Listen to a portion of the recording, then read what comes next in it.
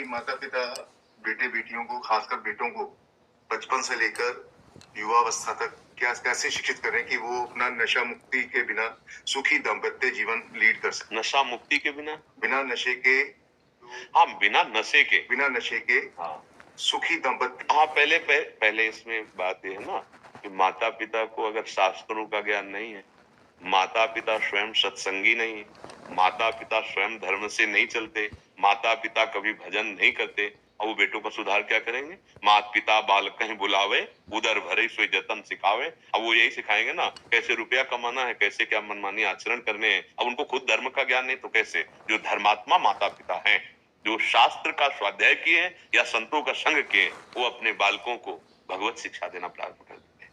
हे सुनो, सुबह उठो, पहले धरती के चरण छो और हमारे चरण छो, पापा के चरण छो। बच्चे को शिक्षा दी जाती है और इसके बाद थोड़ी देर नाम जा, स्नान करके आ, नाम जप कर, संयम से रहने की शिक्षा, भगवत आचरण शिक्षा जो हमारे अंदर है वही हम सिखा सकते हैं ना।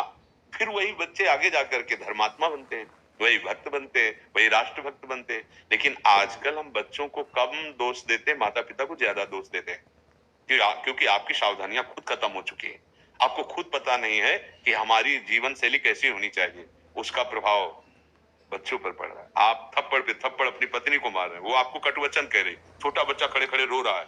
वो जानते हो क्या करेगी? जब आप बूढ़े होंगे ना तो वही लीला आपके साथ होगी, वही बर्ताव आपके साथ होगा। आजकल बहुत बड़ा विचित्र स्वरूप बनता चला जा रहा है कि बच्चे जवान माता पिता से पोषित होकर धन संपत्ति का अपहरण करके उनको निकाल देते हैं। बहुत श्रद्धा करी तो वृद्धाश्रम या अनाथालय में समर्पित कर देते हैं। कहीं ना कहीं माता पिता की शिक्षा का ही उसको फल मिल रहा है। माता पिता ने उनको सही शिक्षा नहीं दी। पूरा हम बच्चों पर ही दोष नहीं मढ़ते हैं, जैसे हमारे आचरण होते हैं उसका प्रभाव हमारे बच्चों पर पड़ता है, पक्का कहते हैं। हम कई बार एकांतिक में भी कह चुके हैं। एक बहुत बड़ी नौटंकी सुल्ताना डाकू की देखी थी बचपन में। जब उसे अधिकारियों ने पकड़ा और फांसी की सजा दी गई तो उससे पूछा गया तुम्हारी अंतिम इच्छा क्या है? तो उसने कहा मेरी माँ से मिला दो। माँ लाई गई। कहा बेटा सो इसे लपट करके दांत से नाक काट लीजिए ऐसे। तो उनका ऐसा क्यों किया? अधिकारियों ने पूछा। बोले पहली दुश्मन ये हमारी है। हम एक पेंसिल चुराई थी और कहा माँ ये पेंसिल चुरा के लाया। तो उनका बढ़िया बेटा, लिखने के काम में आएगा। बस उस वचन ने मुझे सुल्ताना डाकू बना दिया और आज मैं फांसी पे चढ़ रहा हूं, इसलिए इसकी नाक काटी। अगर उस समय एक थप्पड़ मार देती तो जीवन भर के लिए मेरी गलती का ये संस्कार न पड़ता। तो बहुत कुछ, सबसे पहले माता पिता गुरु होते हैं, वही हमें शिक्षा देते हैं। पर माता पिता ही व्यसन युक्त है तो बच्चे को व्यसन मुक्त कैसे कर सकते हैं?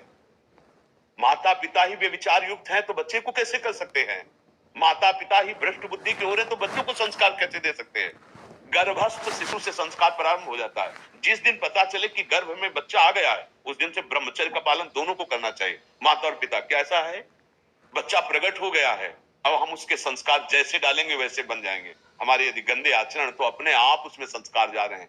समझो जब वो जवान होगा और अपना वर्ताव प्रकट करेगा तब रोते घूमोगे कि हमारा बेटा है। नहीं नहीं, उसके जनक आप है, जनक माने पिता, उन संस्कारों के भी जनक आप हैं।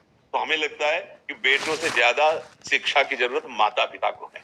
अगर वो सही आचरण करे तो अपने बेटों को सही आचरण सिखा सकते हैं। जब उनमें सही आचरण नहीं होगा तो कैसे सिखा पाएंगे? अब हमें बताइए क्यों?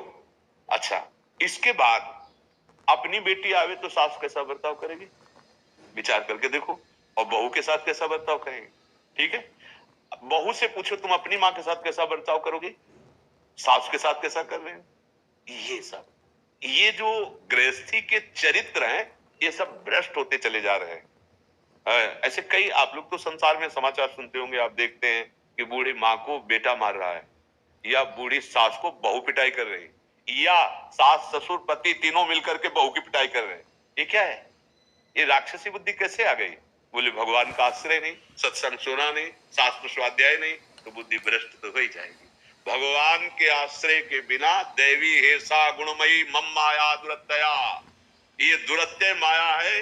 किसी भी तरह कितना भी कमा लो, शांति नहीं मिलने वाली, सुख नहीं मिलने वाला, कुछ भी भोग लो, भगवान का आश्रय ले लो, नाम जप करो। और बड़े बूढ़ों जो माता परिवार की भगवान बस सेवा करो, सच्ची मानना भगवान प्रसन्न हो जाएंगे। अपनी माँ में भगवान देखो, अपने पिता में भगवान देखो, बुजुर्गों में, बीमार में, पशु पक्षियों में। ऐसे अगर ऐसी दया की भावना आ गई, भगवान प्रसन्न हो जाएंगे। अगर हम किसी को भी समझाना चाहते तो पहले हमें समझना होगा। अगर हम केवल कोरा उपदेश करें प्रभु, तो यहाँ का जो तांडव होगा काम क्रोध का, वो 4 दिन के बाद बाहर आ जाएगा, अपने आप चल। उपदेश तभी लागू होते हैं जब स्वयं में वो स्थिति हो, स्वयं में वो आचरण हो। हम बच्चों को बनाना चाहें बहुत अच्छे और हमारे आचरण अच्छे नहीं तो नहीं बना सकते।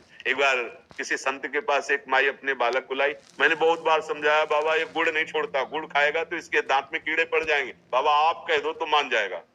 बाबा ने कहा 1 सप्ताह बाद आना। 1 सप्ताह बाद आए, उसको कहा बेटा तुम गुड़ मत खाया करो, गुड़ खाओगे पेट में कीड़ा हो जाएंगे, दांत में कीड़ा हो जाएंगे, ठीक है नहीं खाना? उन्होंने कहा जी बाबा। बोले बाबा 1 हफ्ता के बाद क्यों कहा? आप उसी दिन क्यों नहीं सर? बोले मैं गुड़ खाता था इसलिए। 1 हफ्ता हुए मैंने गुड़ छोड़ दिया तब उसको उपदेश। तो हम अगर किसी को सुधारना चाहते हैं तो हमें पहले सुधरना होगा। नहीं, आप लड़खड़ाते हुए शराब पीकर घर में घुसो और बेटा को सोचो कि वो व्यसन मुक्त हो, कदापि नहीं हो सकता। आप मनमानी दृश्य देखो, आप मनमानी आचरण करो और बेटे को जो कि साधुता कदापि नहीं हो सकता। आपके आचरण का प्रभाव पड़ता है। समझ पा रहे हैं?